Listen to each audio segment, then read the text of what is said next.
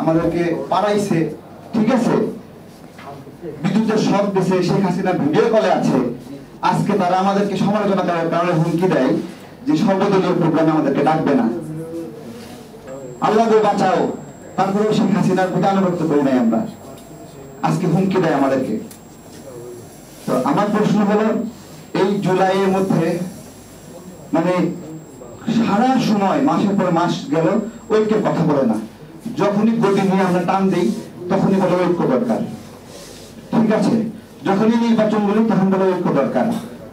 তো এর আগে ঐক্যের কথা মনে পড়ে না, এর আগে খালি লুটপাট 666 কোটি টাকা কর মাফ নিল, ব্যাংকের মোবাইল ওয়ালেট নিয়ে নিল, গ্রামীণ ম্যান পাওয়ার আদম ব্যবসা করবে ডক্টর ইউনূস, দালালি করবে, বিদেশে লোক পাঠাবে, সেই লাইসেন্স নিয়ে নিল।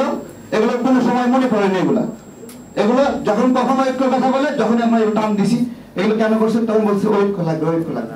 আজকে এই জুলাই গণ অভ্যুত্থানের একজন যোদ্ধা হিসেবে বলছি, আমরা যে পরিমাণে নিপীড়িত হয়েছি, এগুলো এই জুলাইয়ের প্রথম ভাঙ্গন করছে ডক্টর ইউনূস, প্রথম ভাঙ্গন।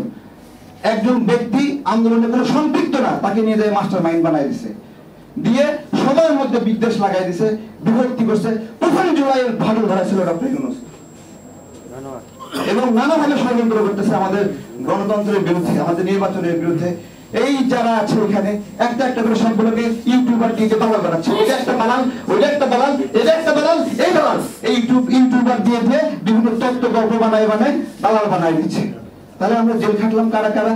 স্যার কেন জেল খাটলো, সে কেন নিপীড়িত হলো, আমি কেন, নূর হক নূরকে নিল, এগুলো সব দালাল, আর হলো তারা এক একটা করে গল্প বানাচ্ছে, তাই তো?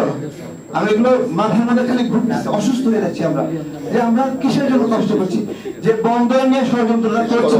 আমরা কি বলছি যে বন্দর নিয়ে, দেখেন ডক্টর ইউনূস আমাদেরকে অপমান করার জন্য বলছে ওয়েবসাইটে দিয়ে দিবে ইয়েস নো, ইয়েস নো, কে কে ইয়েস দিছে, কে কে নো দিছে।